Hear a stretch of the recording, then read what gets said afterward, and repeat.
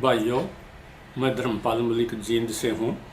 आज की हमारी वीडियो का विषय है मडाड राजपूत। ये हरियाणा जो है भाइयों, एक युद्ध का मैदान था। इसे गेटवे ऑफ इंडिया भी कहते हैं, क्योंकि भारत को जो भी जीतने के लिए आया उसे पहले दिल्ली को जीतना पड़ता था। दिल्ली भारत की राजधानी थी और जो नहीं दिल्ली में जाने के लिए हरियाणा से होकर गुजरना पड़ता था। इसलिए हरियाणा का हर आदमी जो नहीं वो लड़ाका था।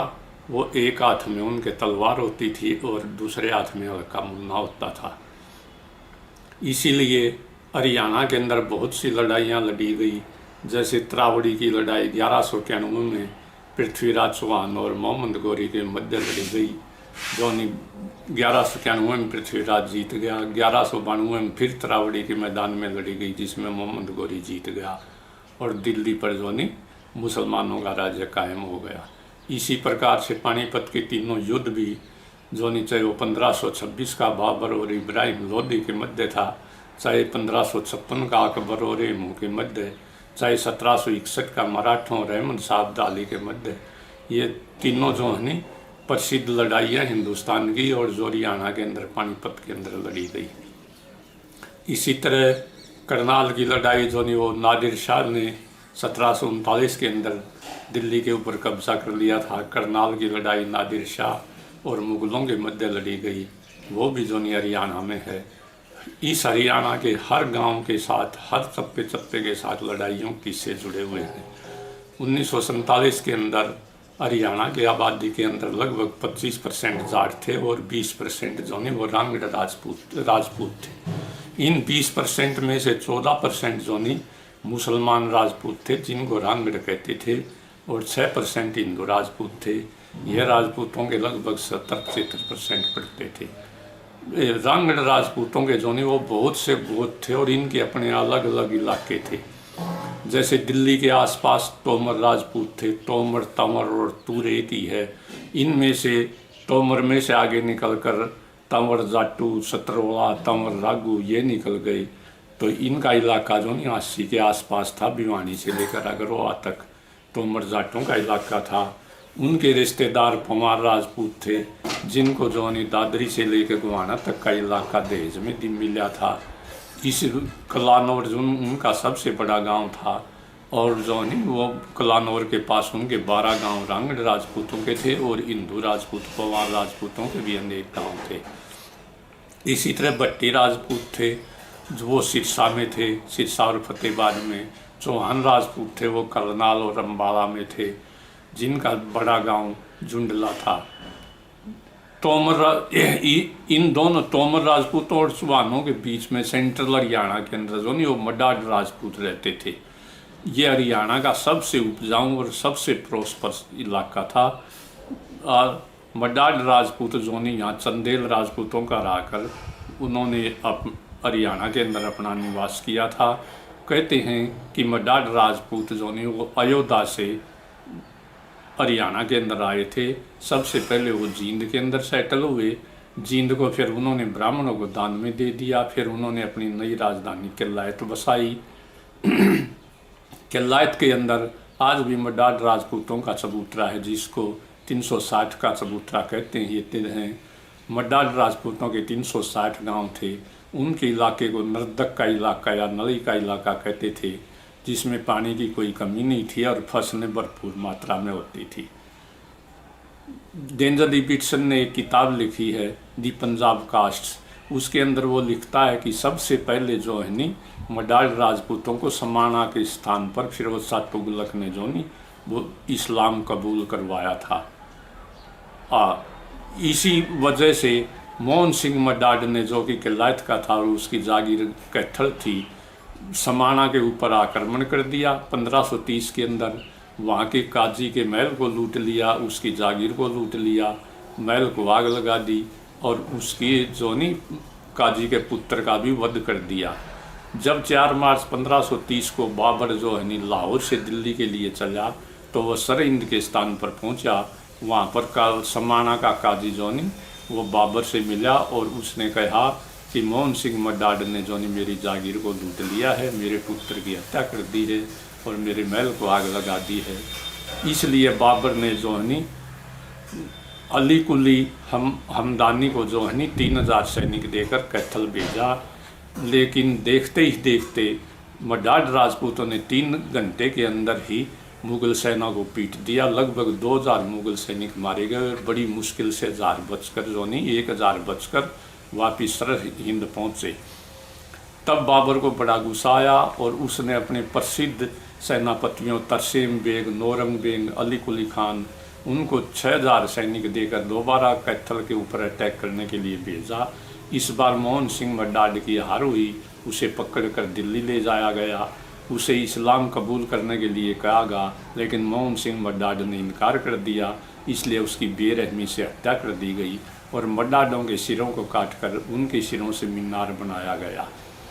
मडाड राजपूत जो नहीं वो बड़े बहादुर थे, चाहे वो उन कर्नल योगेंद्र सिंह अपनी किताब हालवाए शमशीर में लिखता है कि रंग राजपूतों को जो नहीं मुग़ल वो अपनी सेना के अंदर भर्ती नहीं करते थे, क्योंकि जो नहीं मुग़लों का मुकाबला राजपूतों ने ही किया था और इनमें स्पेशली हरियाणा के राजपूत थे। इसी प्रकार से मडाड कैथल के ऊपर जो नहीं 1767 से 1843 तक सिख बादशाहों का राज्य था, लेकिन मडाडों ने कभी परवाह नहीं की। पाई एक बहुत बड़ा गांव है जिसके अंदर जो नहीं मडाड रामगढ़ राजपूत रहते थे और जाट भी रहते थे, उनका आपस में भाईचारा था। ढोल गोत के जाट थे, उन्होंने जो नहीं कैथल के भाई उदय सिंह को टैक्स देने से इनकार कर दिया, क्योंकि बादशाह लोग बड़ी बेरहमी से जो नहीं ज़मीन का मालिया इकट्ठा करते थे और टैक्स लेते थे।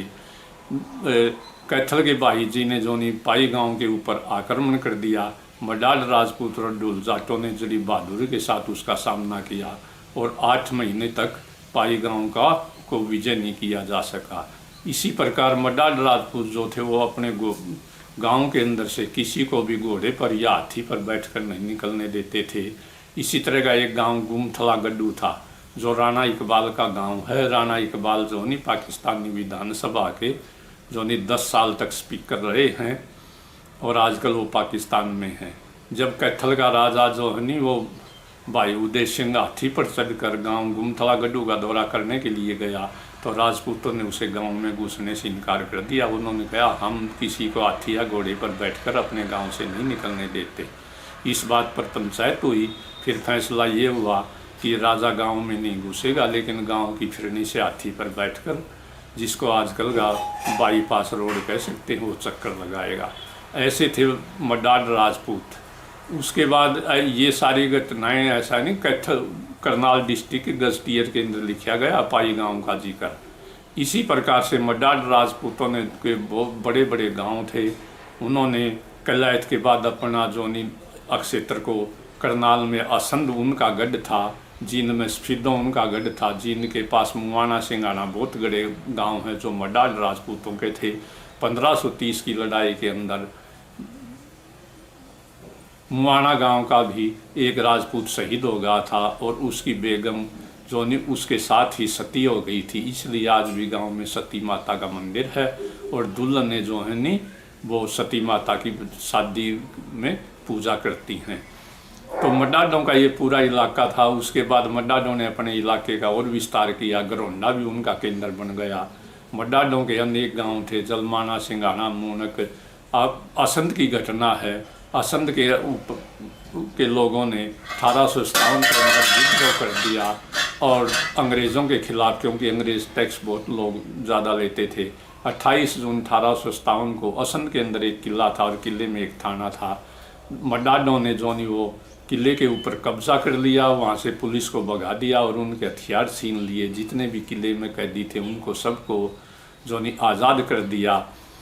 इसके बाद जो नहीं अंग्रेज़ों ने असंध के ऊपर आक्रमण किया तो लोगों ने मुकाबला किया और इस घटना के कारण जो है नी रहमत खान राजपूत और जो नी रणजीत सिंह जाट को दिसंबर 1857 के अंदर जो है नी वो फांसी पर चढ़ा दिया गया। इन घटनाओं से सिद्ध होता है कि जाटों और मडाडों का कितना अच्छा भाईचारा था। पाई गांव की घटना में मडाड राजपूत और जाट दोनों शामिल थे।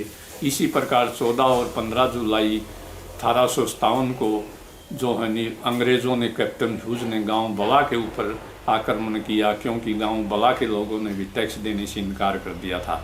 करनाल डिस्ट्रिक्ट की सेटलमेंट जो नहीं 1844 के अंदर की गई थी और बहुत ज़्यादा टैक्स लगा दिया गया था, इसीलिए लोगों ने विद्रोह किया। तो 1852 के अंदर टैक्स को कम कर दिया गया, फिर भी टैक्स ज़्यादा रहा तो 1856 में फिर टैक्स कम कर दिया गया, लेकिन उसके बावजूद भी टैक्स ज़्यादा था और लोगों ने विद्रोह कर दिया। और लोग इसमें जो है बड़ा असंध, मूनक, जलमाना, दाचर, गोंदर ये सभी गांव शामिल थे और लोगों ने बड़ा गांव के अंदर अंग्रेज सेना को हरा दिया था।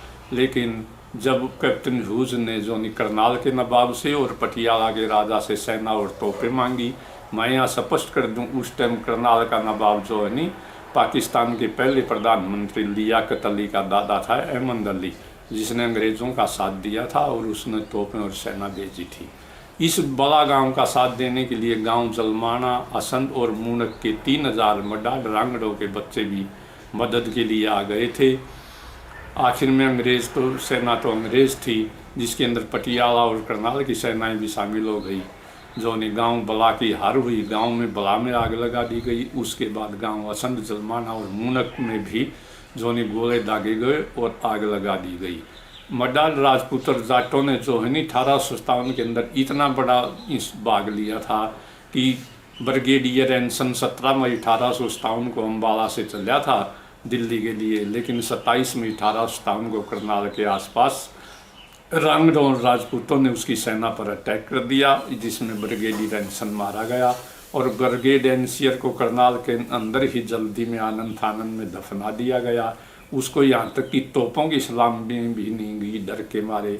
जब अंग्रेज जीत गए उसके बाद उसके शव को निकाल कर दोबारा इंग्लैंड ले जाया गया और दोबारा वहाँ पर जाके दफना गया। तो ऐसा था मडाड राजपूतों का इतिहास। मडाड राजपूतों ने अंग्रेज़ों के साथ लड़ाई की, गोरों के साथ और मुगलों के साथ लड़ाई की। इसलिए कहावत है, अंग्रेज़ हों या गोरे हों या मुगल हों या गोरे, लड़े मडाडों के छोरे। तो रांगड़ राजपूत जो नहीं वो बड़े अकड़ में रहते थे, बड़े खाते पीते थे और ये इलाका जो नहीं बड़ा हरियाणा का आज भी सबसे प्रॉस्परस इलाका है, उस टाइम भी सबसे प्रॉस्परस इलाका था।